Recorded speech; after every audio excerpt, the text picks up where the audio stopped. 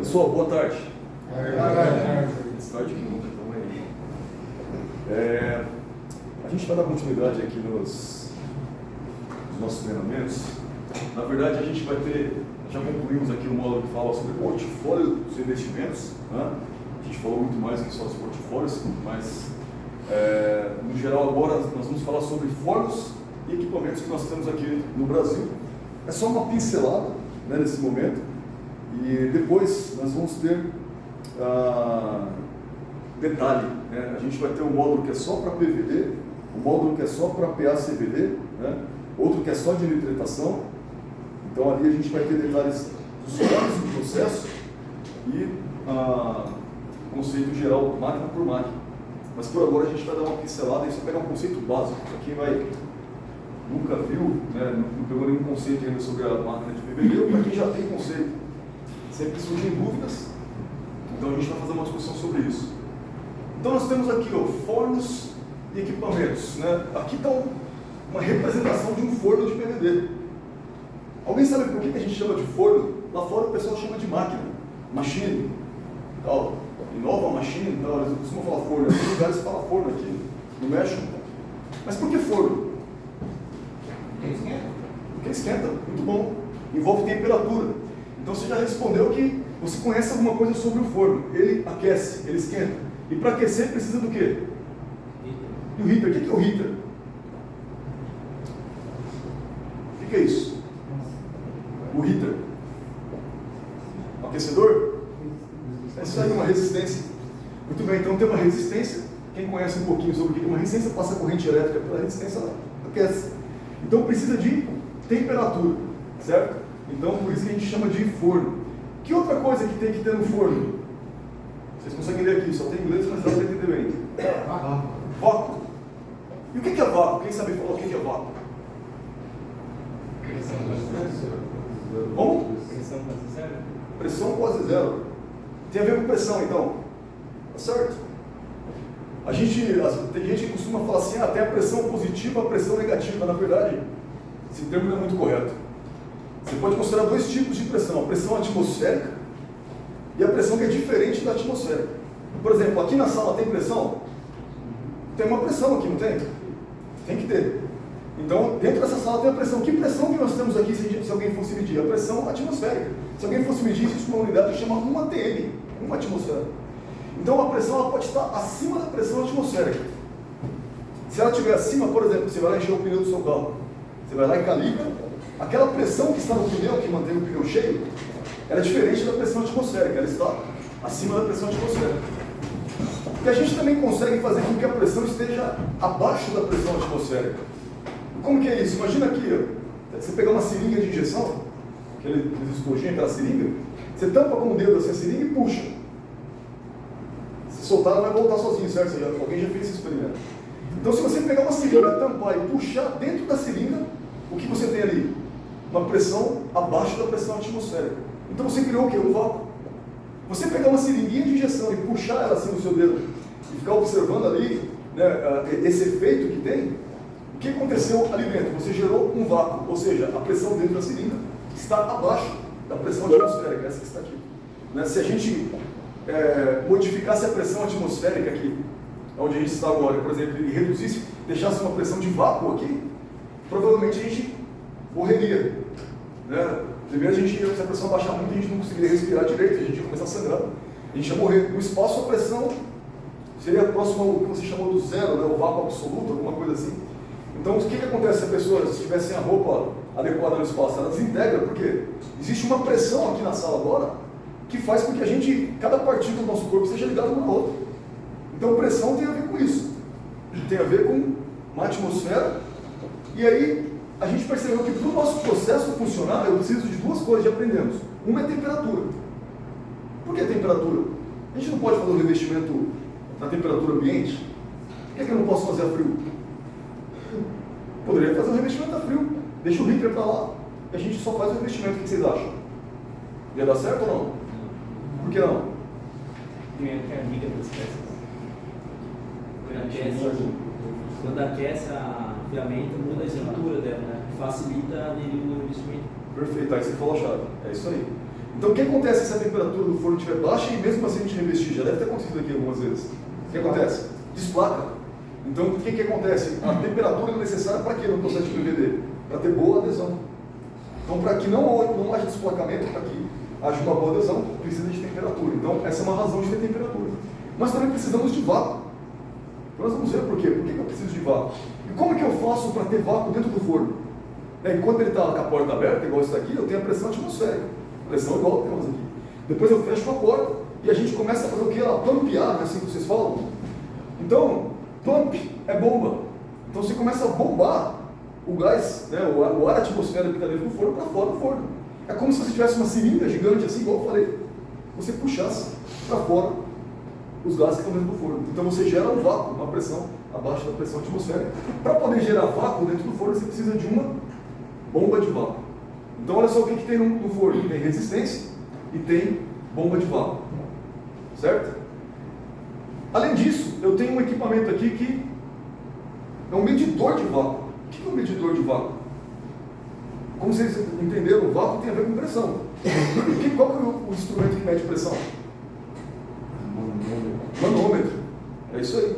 E existe um manômetro que mede pressão abaixo da pressão atmosférica. Mede vácuo. Ele é chamado de vacuômetro. Então, é semelhante a isso. O nosso é específico, ele é especial. Mas existe uma coisa, a gente não basta só gerar um vácuo dentro do forno, a gente precisa medir o vácuo. Quanto que tem de vácuo. Então, existe um aparelho especial para poder fazer isso. Nós também temos esse equipamento aqui, está chamando de mesa, né? Mesa com os produtos, mas nós temos um aparato do nosso forno que se chama carrossel. Vocês sabem por que carrossel? Por que chama-se carrossel isso? Por que esse nome, carrossel? Ele gira. Então ele gira e nós já discutimos. Ele tem um primeiro giro, que é o primeiro eixo que ele tem aqui. Ele tem árvores que são o segundo eixo, que vai promover o segundo giro. E também tem a própria peça que gira com o flicker. Terceiro giro, é possível você ter 3 rotações, certo? E a gente discutiu isso. Quanto mais rotação, a distribuição vai ficar menor, mais fina vai ficar a camada e assim por diante. Né? Então nós temos também o carrossel. E nós temos uma parte aqui, ó. Quem sabe o que é isso? Só de olhar para a figura. Lógico que isso aqui não é um dos nossos fornos, é só uma representação, mas o que é essa coisa retangular que está aqui? É o target. O que é target? Matéria-prima. Matéria-prima para quê? É do revestimento. É isso aí. É matéria-prima do revestimento. Então nós precisamos de uma matéria-prima. Exemplo, a gente falou do balemiante A. Qual que é a matéria-prima para a gente conseguir produzir um balemiante A? Isso, a matéria-prima é só o titânio. Agora o que vai formar a camada é a entrega de titânio, certo? Então eu preciso de um target. Target. Ele chama target em inglês, significa alvo. Então é como se fosse um alvo para alguma coisa, a gente vai entendendo. Mas o target precisa ser de titânio, para que depois a gente consiga ter um nitrito de titânio. Além disso, a gente precisa de um gás de processo. Se eu falar que aqui nessa sala tem gás, tá certo ou tá errado? O ar atmosférico é um gás? Sim. É um gás. Do que é feito o ar atmosférico? Nitrogênio, oxigênio. O quê? Esse aí não, assim, basicamente. Os dois. Uma mistura de vários gases. Mas tem 2. Nitrogênio e oxigênio. Nitrogênio e oxigênio. Você sabe quanto que tem de oxigênio e quanto tem de nitrogênio?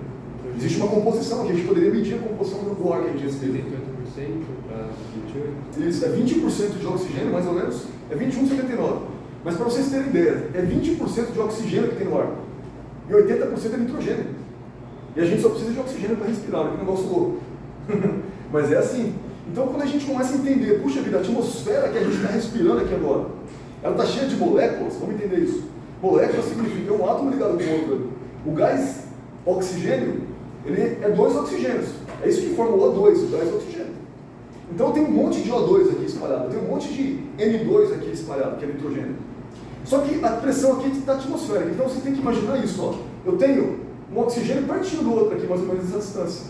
Se eu pegasse uma seringa gigante, uma bomba de vácuo aqui nessa sala e começasse a criar um vácuo, as moléculas elas iam se separar uma da outra, ficar mais longe uma da outra. Então, nessa mesma sala, eu teria um número muito menor de moléculas. Beleza? Ficou claro isso? Essa é a grande ideia de ter o vácuo dentro do forno. É isso para isso que precisa, além de limpar o forno. Então, nós também temos gás. Olha só o que a gente tem. A gente tem uma fonte de matéria-prima, target. Nós temos um gás que é um gás específico de processo, geralmente o nitrogênio. Por que nitrogênio? Para formar o quê? Nitreto, certo? Nós temos vácuo, uma bomba de vácuo. Nós temos o carrossel, que vai estar com as ferramentas ou com as peças. E nós temos fontes de energia. Nosso processo ele é elétrico, nós sabemos. Então a gente pode olhar aqui, ó, existe uma fonte de energia chamada aqui, ó, bias, power supply, em que nós temos um polo negativo ligado no carrossel. O que é? Que tipo de corrente nós temos? Alguém conhece um pouquinho de elétrica aí? Quando a gente tem polo negativo e polo positivo. Que tipo de corrente que a gente tem isso? Alternada ou contínua? Corrente alternada é essa corrente que nós temos aqui que garante a energização, por exemplo, da nossa sala, certo ou não? Então, por exemplo, se você chegar e falar assim, eu tenho 2 pontos aqui que a gente liga, né, na tomada, mas eu posso inverter, certo? Dá na mesma. Então não tem um polo positivo e outro negativo? Por que não tem? Porque ele fica alternando do positivo para o negativo toda hora. Por isso que chama corrente alternada. Então, aqui no Brasil, nós temos um modo de medir o quanto ele alterna do positivo para o negativo, e é em 60 Hz. O que significa 60 Hz? 60 vezes ele troca de polo por segundo. Em um segundo essa lâmpada piscou 60 vezes, a gente consegue ver. Então por isso é corrente alternada. Corrente alternada quer dizer que ela não tem um sentido, ela fica trocando sentido o tempo todo. Mas é corrente contínua. Onde que tem corrente contínua? Vocês têm? Na bateria? Bateria do carro, certo? Eu posso pegar os cabos da bateria e ligar invertido? Não. Não tem um problema, certo? Eu posso pegar a pilha do controle aqui, de alguma coisa e ligar invertido? Não. Então a corrente contínua, não, ela tem polo positivo e polo negativo. Por que a corrente é uma corrente contínua? Porque ela circula, se a gente fosse imaginar uma corrente aqui, ela circula no mesmo sentido, para o mesmo lado. Certo? Vamos entender o que acontece aqui no forno. Olha, existe uma fonte de corrente ligada no carrossel. Positivo ou negativo? Existe uma fonte de corrente ligada também no target. Positivo ou negativo? Então a gente percebeu como é que funciona, olha só. Tem um polo de corrente ligado no target, certo? Na fonte de matéria-prima. Tem um polo de corrente ligado nas peças ou nas ferramentas. Os dois são negativos, mas esse aqui a gente pode deixar de lado por enquanto. Vamos entender só o carrossel. Se eu liguei o carrossel no negativo, e aqui eu coloquei aqui um pontinho que quem fez essa figura não pôs, mas eu acrescentei aqui, um maisinho na parede do forno. Por quê? A parede do forno é positivo. Certo? E aí, para poder falar que esse processo é elétrico, existe uma corrente contínua, que é isso que chama bias power supply. Bias power tem a ver com corrente contínua. Então a corrente tem que circular, igual acontece numa pilha, igual acontece numa bateria, certo? Então vamos olhar aqui, como é que a corrente vai circular aqui? Ela tem que circular pelo forno de alguma maneira, certo? Se a corrente, o negativo está aqui, e ela vai para o carrossel, e ela precisa circular, né? Por exemplo, do positivo para o negativo, é isso que acontece na corrente contínua.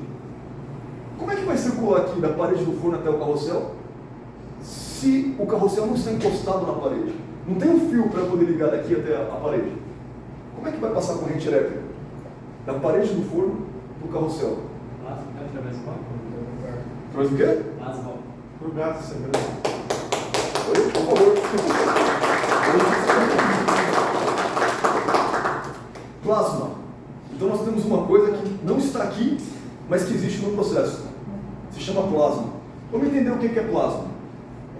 O gás do processo, como a gente comentou, o gás que entra dentro do forno, ele é só um gás, ele é só nitrogênio, por exemplo.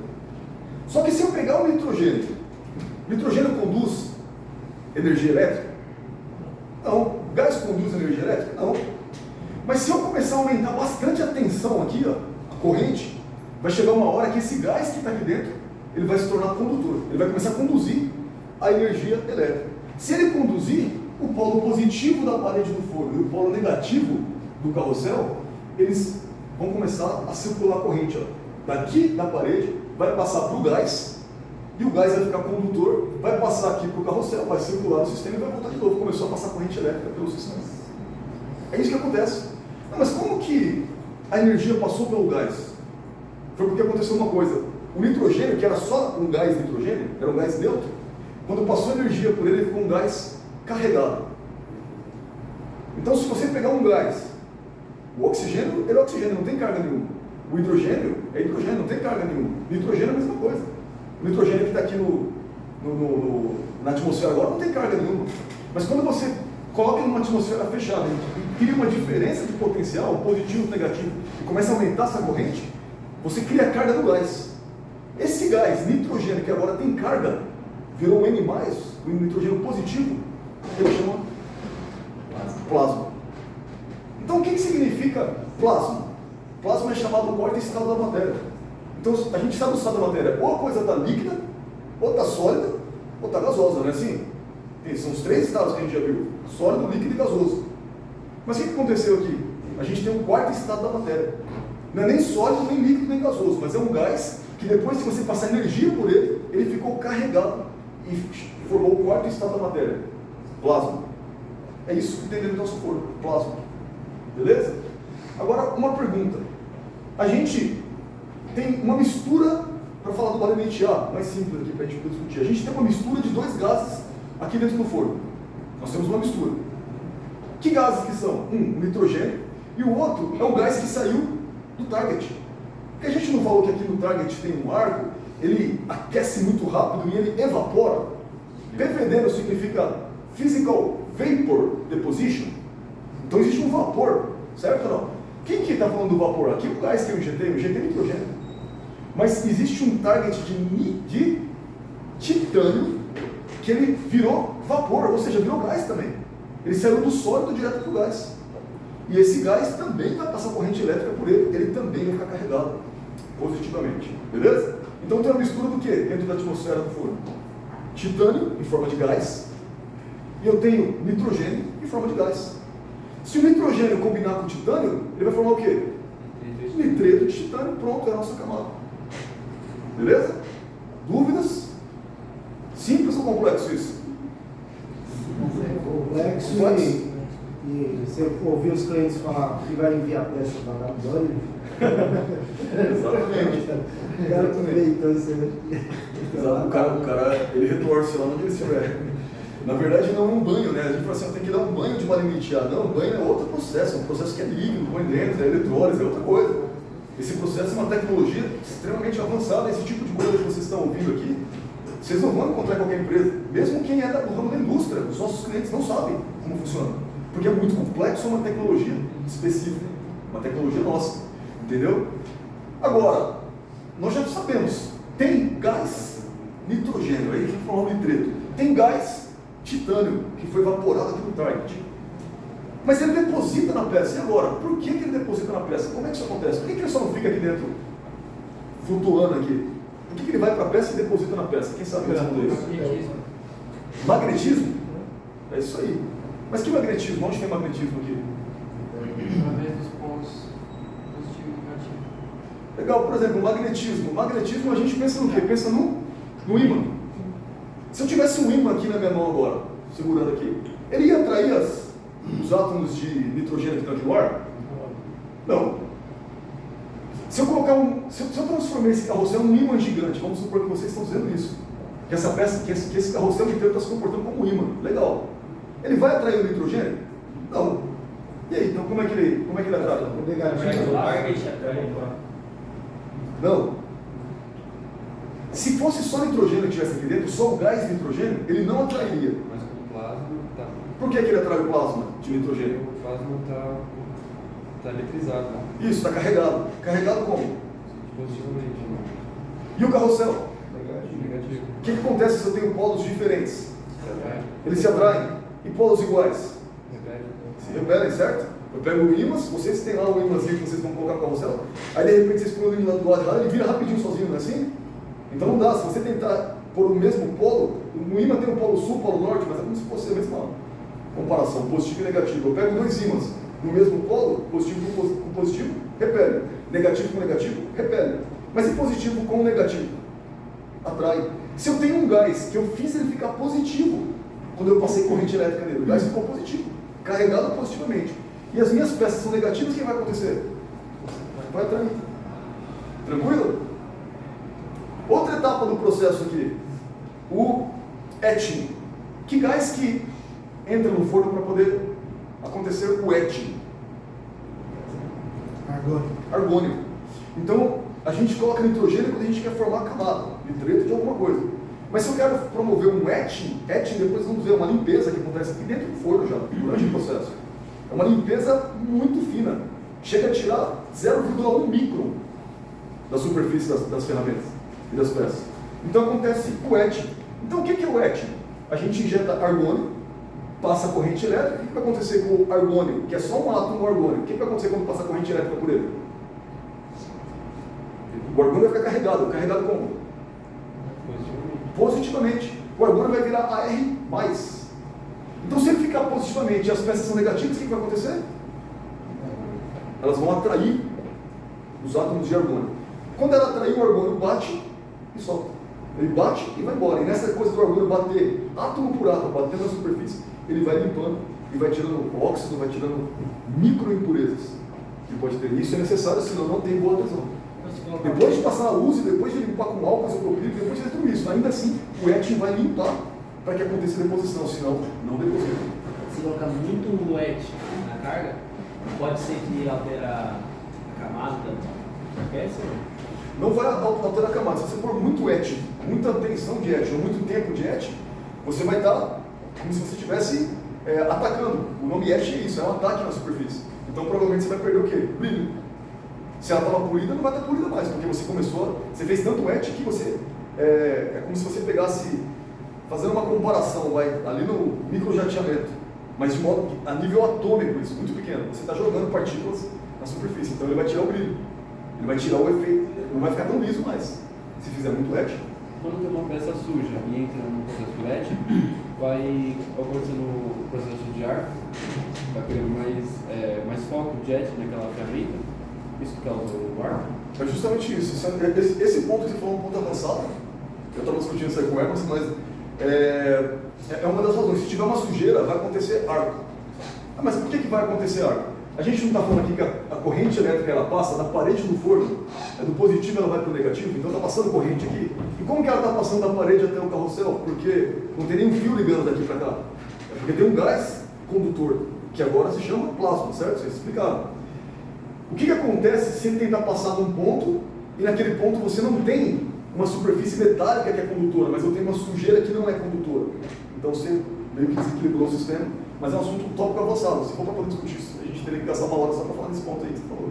Mas no geral vai acontecer arco. Não pode ter sujeira porque acontece arco. Arco significa formou uma descarga elétrica onde eu não queria, em cima da peça. Ela vai marcar a peça, vai furar a peça, vai ficar um pontinho parecendo com o sol, ela estraga as peças do cliente. Perfeito? Mas é isso que você falou, está certíssimo. Então, além de ter um gás de processo, o resumo do forno é, nós temos um gás de processo, uma bomba de vácuo, nós temos uma resistência, que é o heater, nós temos uma medição especial, um manômetro especial que mede o vácuo, nós temos o carrossel, com as 3 rotações, nós temos a parede do forno, que é positivo, nós temos o carrossel e o target, que são negativos. E nós temos um gás que está aqui dentro, e quando a corrente elétrica passar por ele, ele vira plasma, ele fica carregado. Então, nós temos um circuito de corrente contínua, correto? É isso que acontece no nosso forno. E nós temos o quê? Um painel de controle. É isso que vocês conseguem ver. Então, que temperatura? Como é que eu controlo a temperatura? Eu posso ter qualquer temperatura? Não. Tem que ter a temperatura correta. Né? Então, como que eu controlo a temperatura? Como é que eu controlo o tempo de processo? Como é que eu controlo os parâmetros? O vácuo, inclusive, que chegou, é através do computador, através do painel de controle. Alexandre, os anéis do forno só servem para dar direcionamento para a matéria-prima? O anel tem nome, certo ou não? O principal que a gente tem lá é o CCC, que é o anel confinador, o anel de confinamento. Então, isso que você falou é justamente isso. Você tem um target. Eu não queria que, na hora de evaporar esse target, ele fosse para qualquer lado. Então, você poderia colocar uma abinha aqui em volta desse target quadrado mesmo, para que você direcionar a evaporação para uma direção que você quer, na direção do carrossel. Então, é isso. Confinador significa confinar. Significa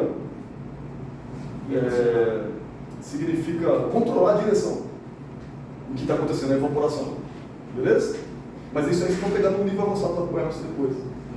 Então, o que a gente tem aqui? Ó? O conceito do que é o forno.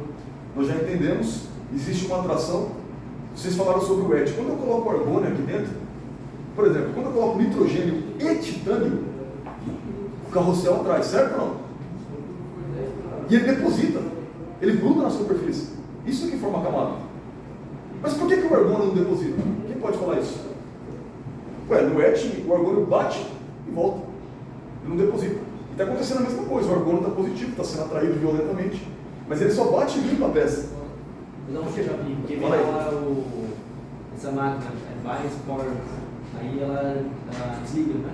Não. É a mesma situação. Se você está fazendo a deposição, se você está fazendo o etching, está acontecendo a mesma coisa. Você tem um gás dentro e o gás está sendo atraído. Mas se você tiver titânio e nitrogênio, ele é atraído, ele reage um com o outro e já deposita. E o argônio? E o argônio? Não é um gás mais leve? Um gás mais leve? Ele fica negativo também? Oi? Ele fica negativo também? Não. Se ele ficar negativo, ele vai ser atraído. Ele fica positivo para ser atraído. O que vocês sabem sobre o argônio? Que característica que ele tem? O argônio não reage com nada, já ouviram falar isso? Você pode misturar o argônio com o que você quiser, não reage. Diferente do nitrogênio. O nitrogênio reage com o titânio, por isso que ele forma o nitrito de titânio. Então tem algumas composições químicas, alguns compostos químicos que reagem, são reativos, e outros não reagem. Quando um gás não reage, ele é chamado de quê? Inerte. É isso aí. É um gás inerte. Por isso que usa, é uma das razões para usar o argônio. Ele não reage, portanto não vai ter nenhuma reação com a superfície, nem alguma coisa indesejada. É uma das razões para ter o argônio, para não reagir com outros gases que possam ter residuais dentro do forno, esse tipo de coisa. Certo? Por Mas isso que, o é por conceito isso que com a peça suja, então, ele estoura e dá arco, então. foi o que o menino falou. Se tiver uma sujeira, você Não, cria no um arco, arco no caso, diferente. de- Ah, tá. de E gás? Que geralmente é no segundo etch que dá mais arco. Entendeu? Certo. Perfeito. Pode ser alguma coisa na composição do argônio que está sendo afetada. Igual você está explicando. Tem- né? tem Tem uma uma sensação. o segundo etch você tem uma corrente maior, uma tensão maior, ou seja, ele é mais potente o segundo etch. Então a possibilidade de arco é maior do que no primeiro. Justamente isso. Então, o que você precisa memorizar quando vocês estiverem lá preparando uma peça? Por exemplo, quando eu vou daqui, vamos ver aqui, o Gerão está aqui, né? Aí eu também. Esse daqui, ó, vocês conseguem ver a resistência dentro do forno, certo ou não? O Innova tem uma resistência, tem um heater, não tem? Os 1200 tem um heater, não tem? Mas quem conhece o 830 aqui? É o Michael aqui da Evelyn. Vocês viram isso aqui dentro do forno? Uma resistência? Mas não tem? Ou vocês não viram, está escondido? O que vocês acham? O 830, que é o forno que faz o revestimento DLC, ele não tem resistência. Mas a gente acabou de falar que sem calor, sem a temperatura, a gente não tem uma boa camada, ela desplaca. Então como é que o 830 consegue revestir, consegue ter um processo, sendo que não tem heaters? E aí, quem fala isso? Pode ser só pressão? Não, só com pressão você não tem um bom revestimento, você precisa de temperatura para ter boa adesão. Aparelho de forno? A parede do forno faz o quê? Aqui na parede do forno tem resistência, mas no 830 não tem resistência. Como é que aquece a peça? Ou não aquece? Qual é a temperatura do DLC, vocês sabem? 250 graus? Não baixa temperatura, né? Baixa temperatura. Não. Cheguei a operar. Tem Não. bobina? Sim, tem. Tem uma bobina. Oito- Tem uma bobina no chamber. Tem uma bobina. Perfeito, mas ela não aquece. Ela não aquece. Bobina no chamber. Não. Tem. Não aquece. O 830 chega a 250 graus, portanto é o processo com a temperatura mais baixa. Mas 250 graus é uma temperatura bem alta, né, cara? Vamos analisar bem. Como que aquece sem ter um aquecedor, sem ter um heater? Mistura de gases. A mistura de gás aquece? Aquecimento elétrico, né? Aquecimento elétrico. Aquecimento elétrico. Está chegando na linha, é isso aí. O que acontece se eu pegar um fio e passar corrente elétrica por ele? Vocês que manjam de elétrica. Ele vai se contorcer aqui e falar, nossa, já vai começar a falar besteira. O que acontece se eu pegar um fio e passar corrente elétrica por ele? Tá, beleza, forma um campo magnético, alguma coisa aí. Se eu passar uma corrente maior, o que vai acontecer com aquele fio? Vai esquentando. Opa, ele vai esquentar, ele vai aquecer. Então existe um fenômeno, eu passo corrente elétrica, e se eu passar uma corrente muito grande, tem liberação de energia. Ele aquece, não é assim que acontece? O conceito da resistência do chuveiro é isso, certo?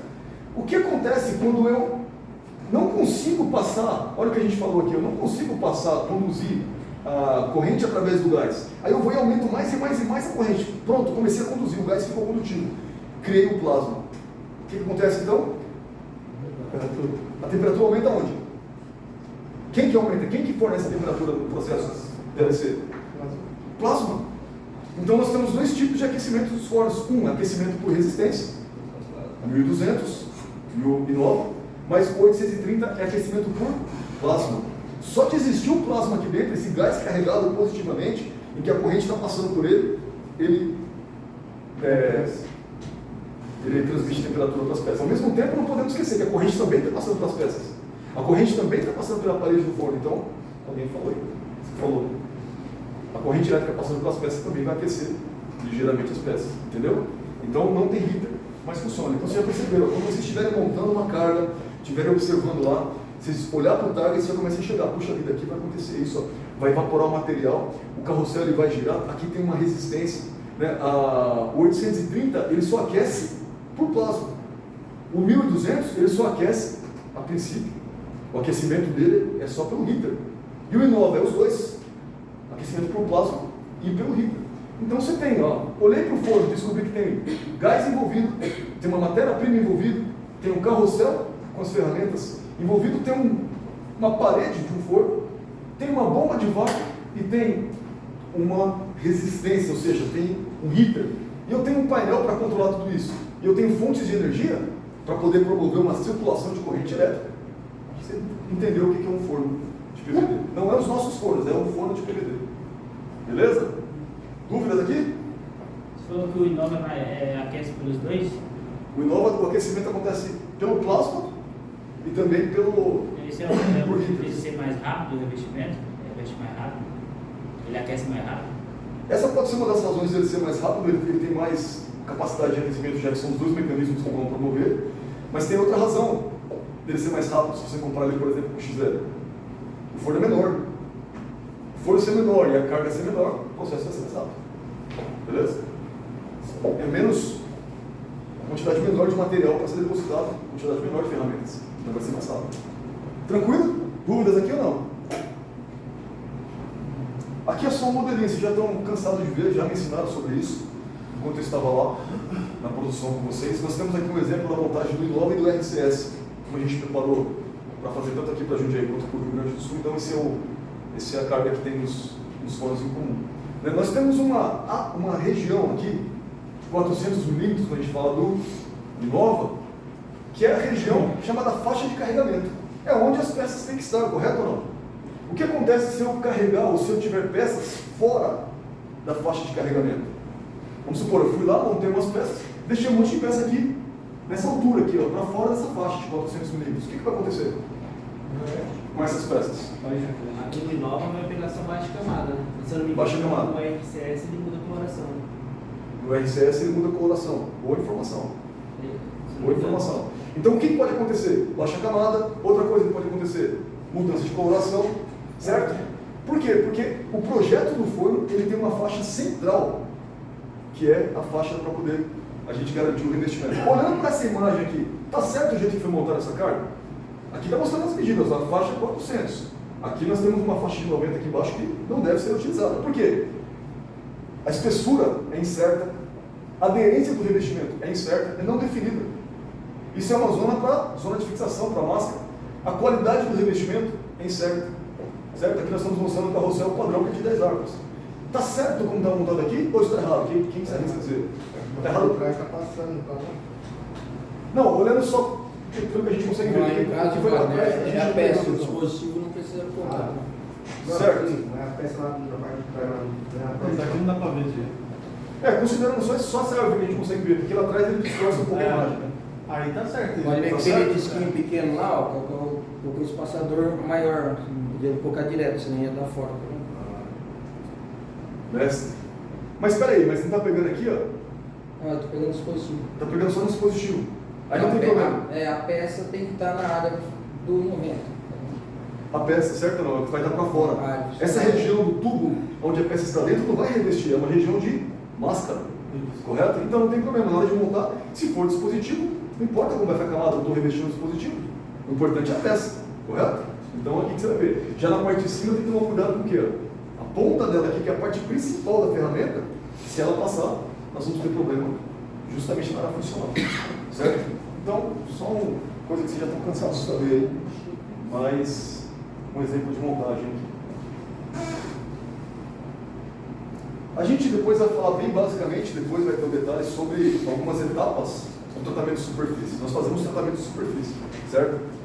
Nós temos processos que acontecem fora do forno, ou seja, antes de entrar no forno, que é o chamado de pré-tratamento. Nós sabemos, a gente pode fazer o polimento, o microjateamento, né, a limpeza, o uso, tudo isso acontece antes de entrar no forno. E tem um processo dentro do forno.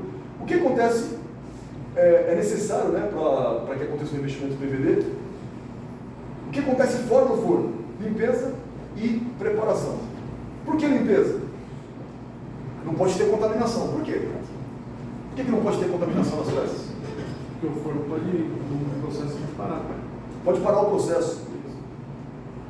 Mas daí se parar, você dá o restart, e aí? Mas aí Mas qual é o problema de ter pode dar arco isso? nas peças. Pode dar arco nas peças. Pode liberar gases.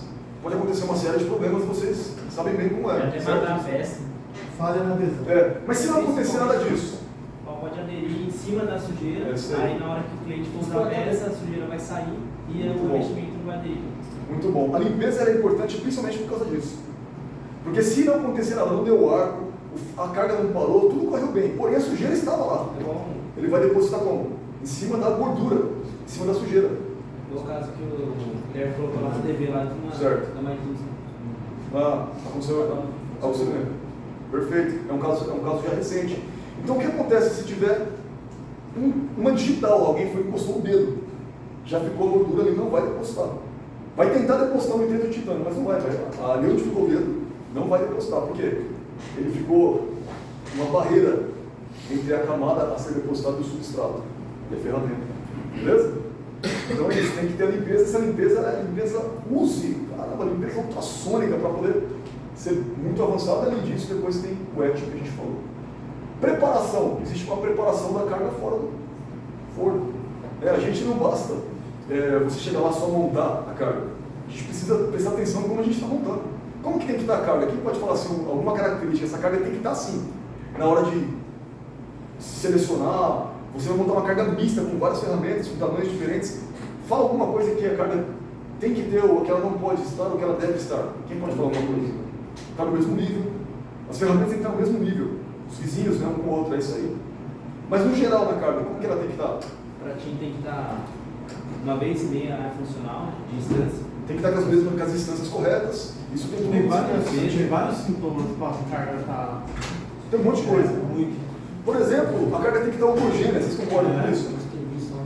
A distribuição da massa. O carrossel tem que estar distribuído em relação ao peso, em relação à massa.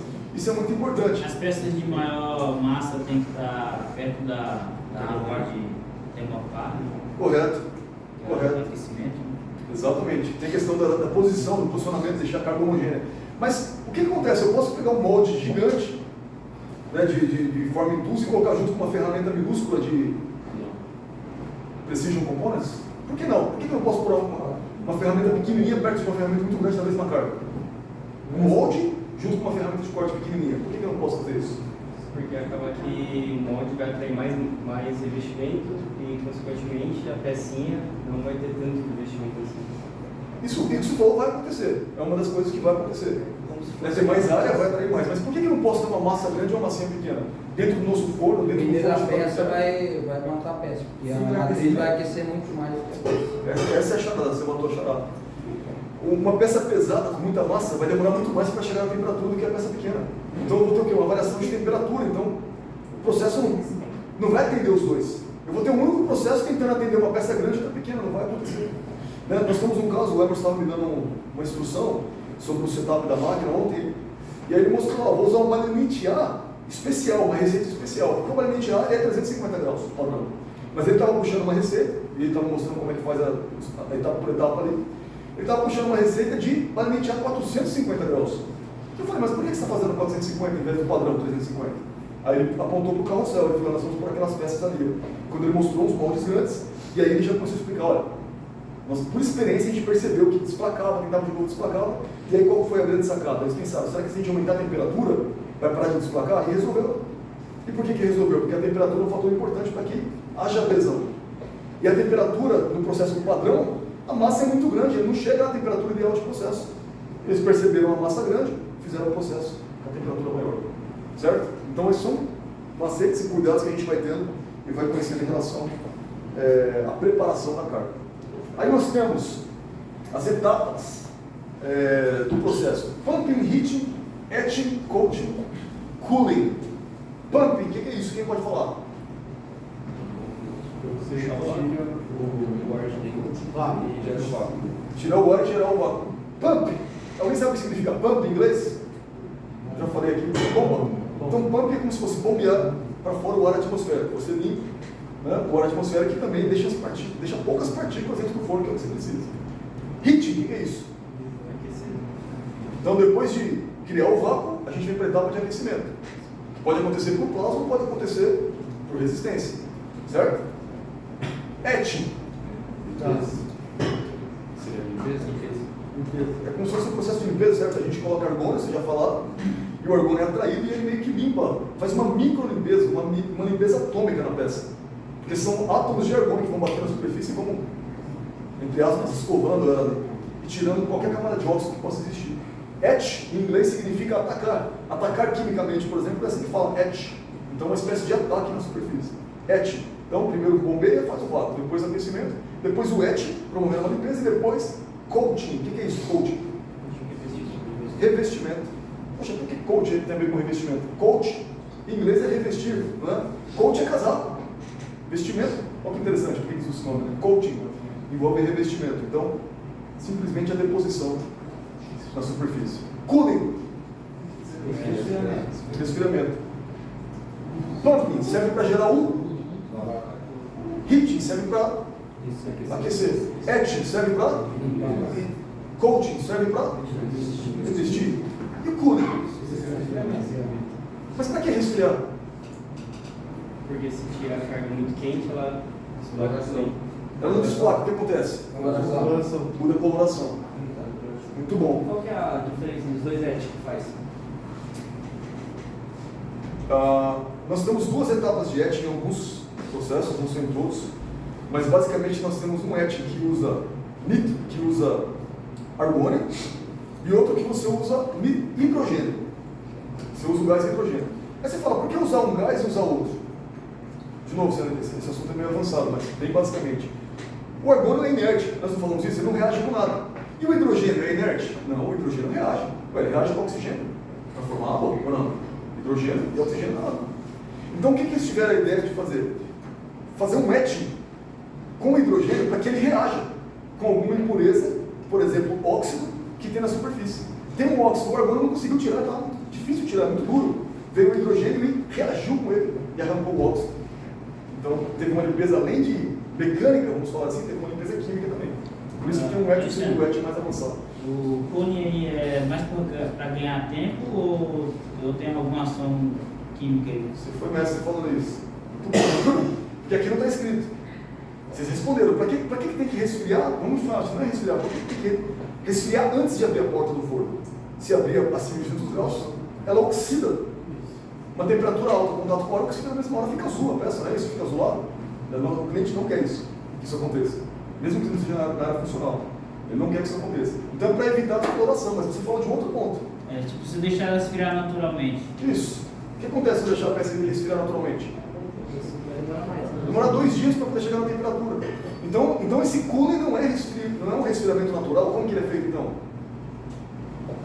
Como que o forno resfria a carga? O quê? Com o gás de nitrogênio. Mas é o plasma? Não. Passa corrente elétrica? Não. Ele só injeta o nitrogênio, ele é líquido, a troca de calor é muito grande, ele resfria rapidão e a gente consegue ganhar produtividade. Beleza? Então por isso que precisa do resfriamento, é para poder aumentar a produtividade, por tempo, questão do tempo. Está faltando uma etapa aqui, quem sabe falar qual é? Ventilar. Peguei esse conceito ontem com o Emerson, sobre ventilação. Ventilar é verdade. Por que significa ventilar? O que é ventilar? Voltar à atmosfera normal. Isso. Quando você poder abrir o forno, e se você não ventilar? O forno não abre. Sempre vai ter vácuo lá dentro. A bomba está lá atuando, as válvulas estão fechadas, mas tem vácuo lá ainda, não tem? Então eu preciso parar com o vácuo, senão a porta não abre. Então o que é ventilar? Jogar o ar atmosférico para dentro do forno, encher ele de ar atmosférico. Ele abre, a porta abre. Mas não é, falta uma etapa aqui. Quanto tempo demora? Quanto tempo demora a ventilação? Ventilação? É. O que é isso? 1 minuto? 20 Realmente cinco depende minutos. da câmera. Depende de qual. Primeiro, qual pressão você está fazendo o cooling. Então você tem que, por exemplo, só fazer o cooling por leak test. É um cooling a 100 mV. Então, para ele sair de 100 para 930, mais ou menos que é a pressão atmosférica, vai demorar um tempo. Quando você fazer o cooling normal, você não precisa fazer o vente, você faz o cooling a 660 mV. Então, de 660 para 930 já é outro tempo. Então, Varia. de 15 minutos a 10 a 15 minutos. E esse vente é como se fosse um buraco que entra a ventilação mesmo? É uma válvula que ela abre e permite a passagem lá externa para interno. E o que acontece se a gente aumentasse esse tamanho para entrar mais ventilação? Ou não tem essa possibilidade? Você tem o risco de equipamento. Você tem uma variação brusca de pressão e você tem que danificar equipamentos de que ele me mostrou ali, né, de mensuração do vácuo. Né? Então os gauges ali você pode ter um problema se a variação bruta, né, de pressão. Boa pergunta, legal. Tudo é controlado, como você percebeu. Né? A vazão do gás, a entrada do gás, a ventilação, tudo isso é controlado. Mas tem um processo que não está aqui, como é que ele chama? Leak test. O que é leak test? Para ver se a pressão da câmera está boa. Para ver se... A pressão da câmera está boa, porque na etapa do ET ali, ó, se ela no processo tem uma pressão. Se a câmera não estiver na pressão, ela para a carga. Perfeito. O que nós temos, na verdade, uma coisa, a pressão, você falou certo, a pressão é um indicador. Mas o leak test, leak significa vazamento. Então o leak test é teste do quê? De vazamento. É para saber se o forno está vazando.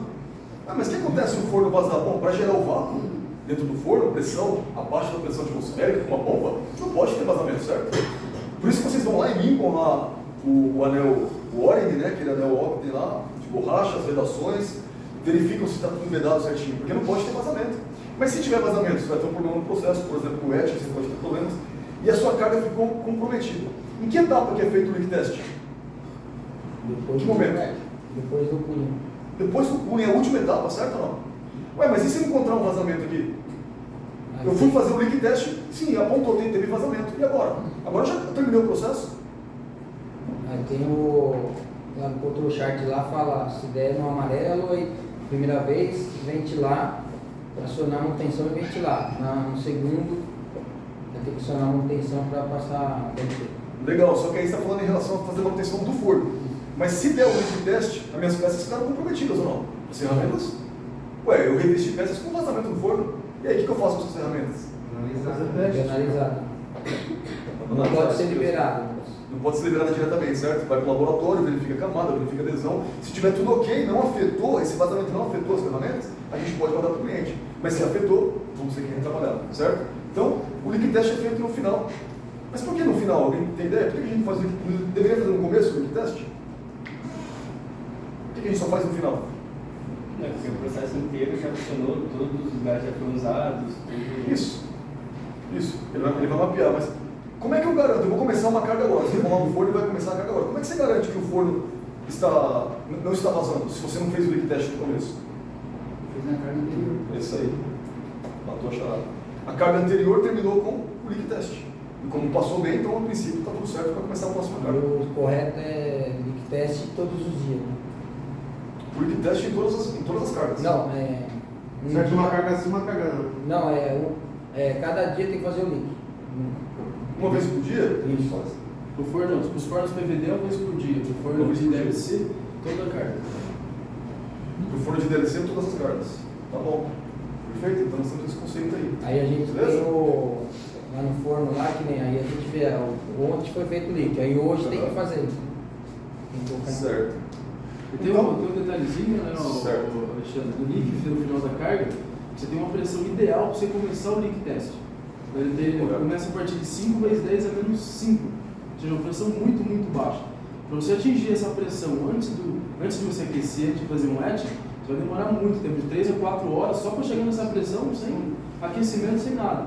Então, se você fizer todo no início de carga, você vai demorar muito tempo para chegar nessa pressão ideal do leak. Então, quando você faz no final do processo, você já está com a pressão ideal para fazer o leak test. Então, você ganha tempo também no processo. Alguém teve essa inteligência, isso foi isso que você explicou agora. Tudo é questão de tempo, ganhar tempo. Né? Por que faz o cooling? Para a gente ganhar tempo, a gente força o resfriamento. Para não esperar o forno esfriar sozinho. Por que a gente faz o leak test no final? Porque, se eu pampeei para gerar o vácuo, depois a pressão vai voltando, a pressão atmosférica, vai ter uma pressão que ela vai chegar, que seria a pressão do leak test. A gente aproveita essa queda de pressão, esse aumento de pressão que está acontecendo, certo? Ela está saindo da pressão vapométrica para a pressão atmosférica. Eu aproveito essa etapa que o Emerson explicou e falo, pronto, agora é o leak test. E aí você ganha tempo. E o que você fez quando você fez o leak test e viu que está tudo certo? Que não tem vazamento. A próxima carga está segura para você poder rodar sem problemas nenhum. Beleza? Pode fazer fazer o processo e em alta carga já dá vazamento? Pode acontecer. No setup você pode danificar, por exemplo, um Belos ali, na hora de você fazer o setup, você gerar um leak naquele momento. E aí você vai rodar a carga inteira com o leak test. Ele vai pegar o quê? Só no final.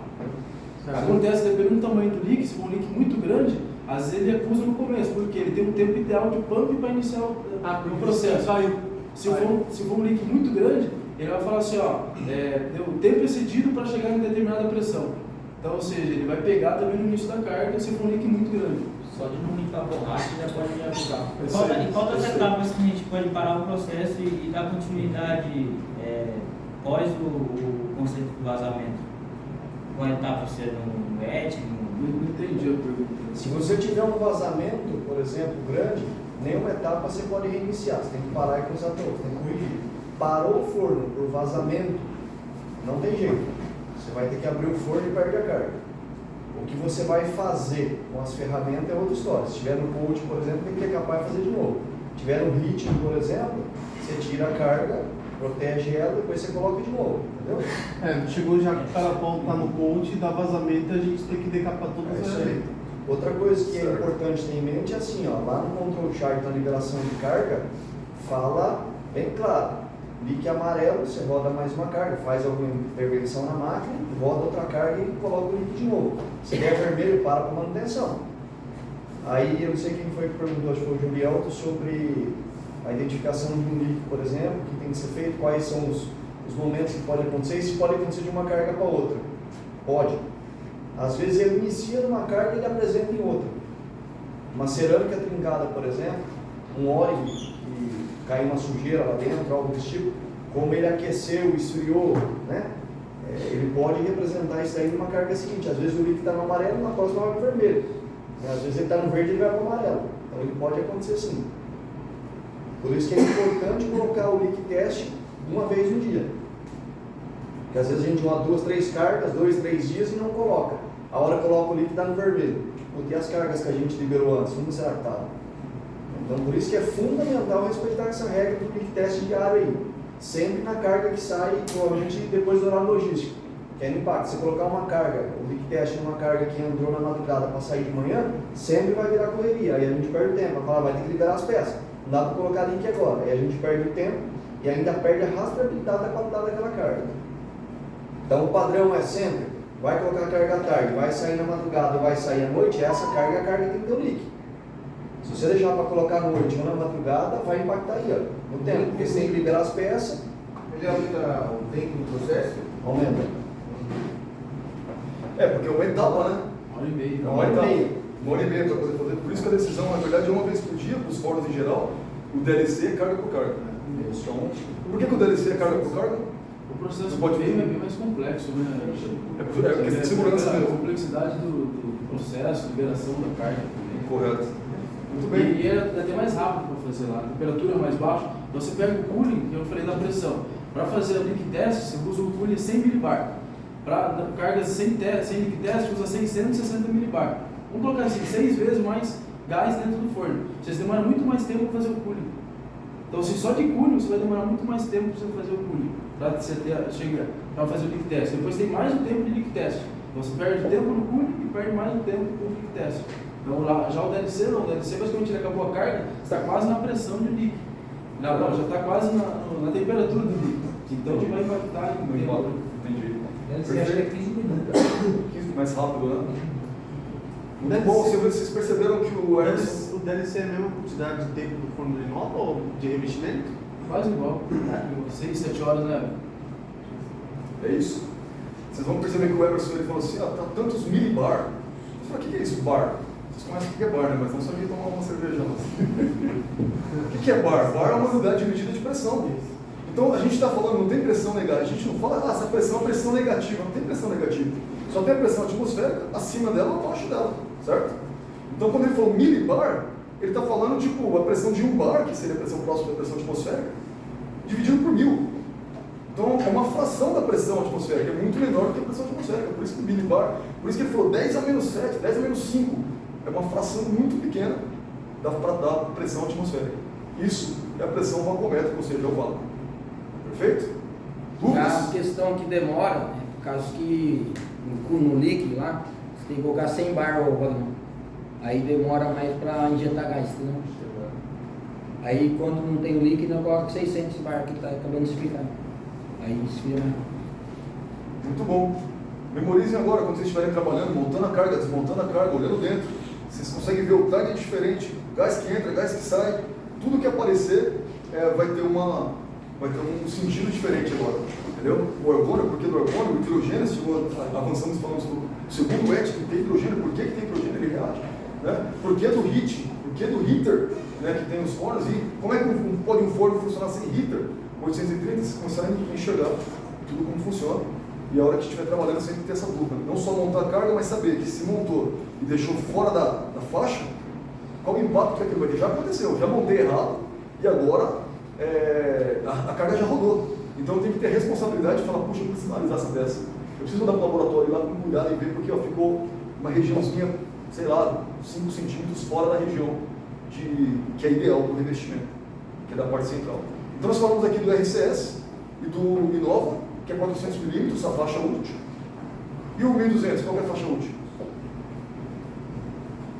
Depende, 900 milímetros ou 1500? Tem as duas então, certo ou não? Dependendo da configuração que você tem, quais os targets vão estar ligados, você vai ter uma faixa central de 1500 ou uma faixa central de 900. Tem uma terceira, que é do Rapid. E tem o Rapid. Rapid. Qual é a medida do Rapid? Rapid é 800. É 800. Ou seja, Rapid é uma carga especial, certo? Por que chama Rapid? É que é uma árvore sim, uma árvore não. Se tivesse uma árvore de 12 eixos, aí vai ser 6 árvores montadas. Se você montar 6 árvores, essa carga é chamada Rapid. Mas Rapid tem a ver com ser rápido. É um processo mais rápido, certo? Por que se você colocar 6 árvores ao invés de 12, o processo vai ser mais rápido? Você vai injetar metade do tempo, se você fosse de 1500 com cheio, ia ser 120 minutos, por exemplo. Se fosse rápido, ia ser só 60. É isso? Que torna mais rápido? Você vai diminuir o tempo do coach e você não tem árvores do lado para roubar revestimento. Você aumenta a evaporação exclusiva com aquela árvore que está ali. Não tem nada do lado que vai atrair mais revestimento. Se a carga está menor, é como se fosse o revestimento vai ter que ser compartilhado com toda a carga, com todas as ferramentas que estão lá. Se tem menos árvores, você tem menos ferramenta e, portanto, Mais camada, menos camada. isso, se você rodar o processo normal e montar uma estrutura Rapid, ele vai ter muito mais camada, não vai dar certo. Mas a ideia de você fazer rápido é eu tenho menos árvores, eu não preciso de tanto tempo de processo, eu vou chegar na camada antes, num tempo menor. Beleza, gente? Tranquilo aí? Beleza? Então, até a próxima. Obrigado aí a vocês.